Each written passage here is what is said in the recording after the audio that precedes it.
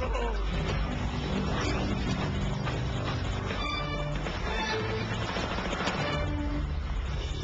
Good evening. The surge will salvage Iraq. The president's poll numbers will bounce back. The Republicans have a very good chance of keeping the White House next year.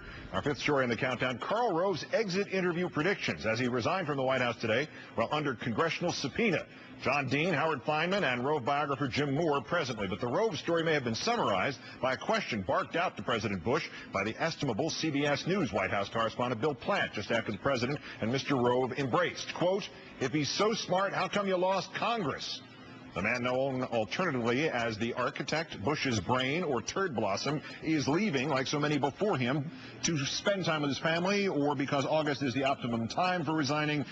Well, yeah, those are the most recent versions. Mr. Rove chose the Wall Street Journal as the vehicle to initially announce his decision, explaining that he first told President Bush that he wanted to go over a year ago, but he didn't want to quit after the Democrats had won Congress. Then he planned to leave after the State of the Union, but Iraq and immigration issues required his attention. Then White House Chief of Staff Josh Bolten told senior staffers that if they stayed past September, they would have to stay as long as the president was in office, which the Wall Street Journal reports sealed this deal. Mr. Rove told NBC News today he had settled on an August departure date before Mr. Bolton's announcement. He also told reporters that even though he and the president talked about him leaving for more than a year, they both mutually reinforced each other's, quote, bad behavior by finding excuses not to talk about a firm date. And you wonder how Iraq happened. Officially, Rove is off the clock at August 31st at midnight. He and the president choosing to formally announce the decision on camera this morning on their way to a shared vacation in Texas. Karl Rove is moving on down the road. We've been friends for a long time, and we're still going to be friends.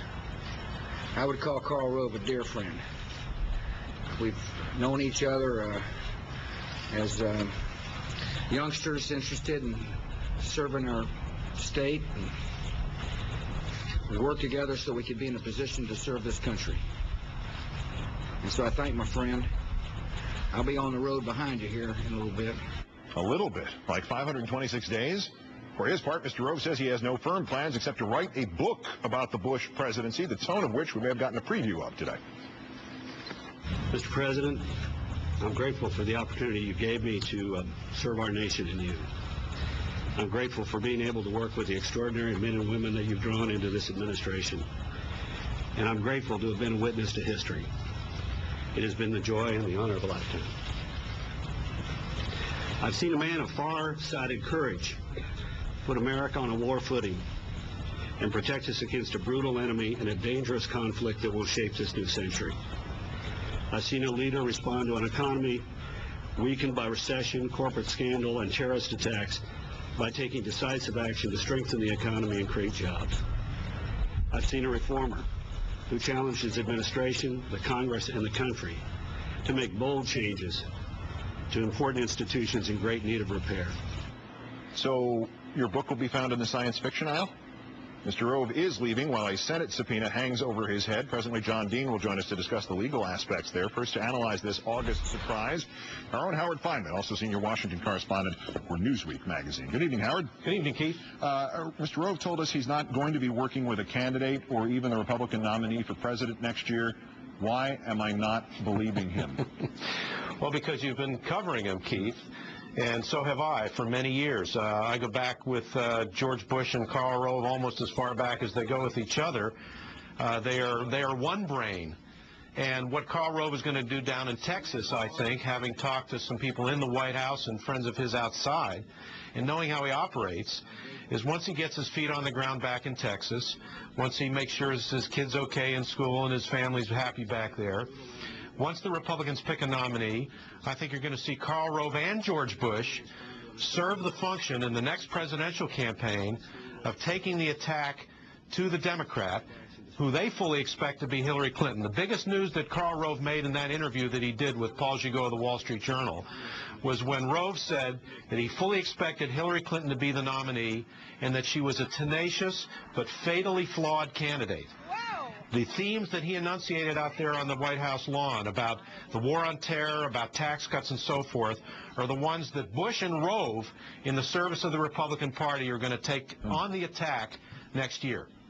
Why the variety of formal stories, though? I mean, first this was supposed to be in response to Bolton's edict about Labor Day. Then he said, no, the August date had been set before Bolton made that edict. Then it was to be with his family. Then it was Dana Perino's explanation that August is your prime retirement month.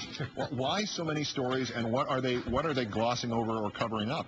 Well, I think they're glossing over the fact that this was the quietest time to sort of sidle out of town.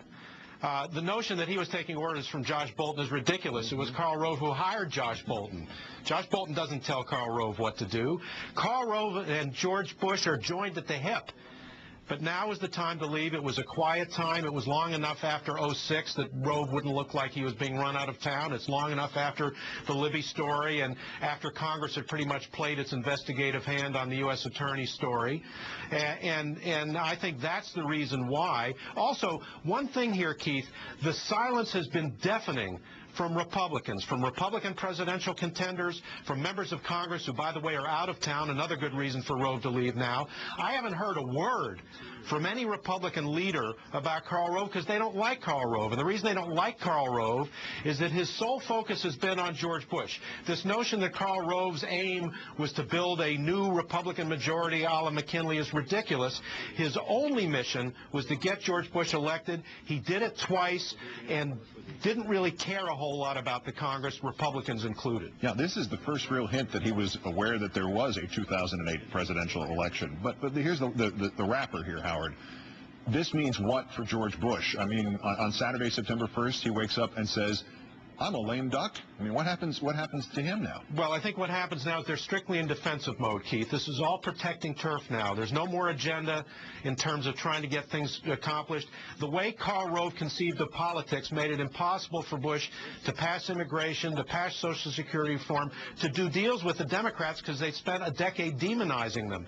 So all Bush is going to do now is hold turf, hold the surge, hold Iraq, hold the tax cuts. And by the way, in many ways, Bush and Rove have won, Keith, because as the Democrats are conceding quietly, if not openly, it's going to be hard to yank all of the troops out of Iraq. And as the Democrats are showing, they're probably not going to have the guts to abolish George Bush's tax cuts. So in certain respects, Bush and Rove have won.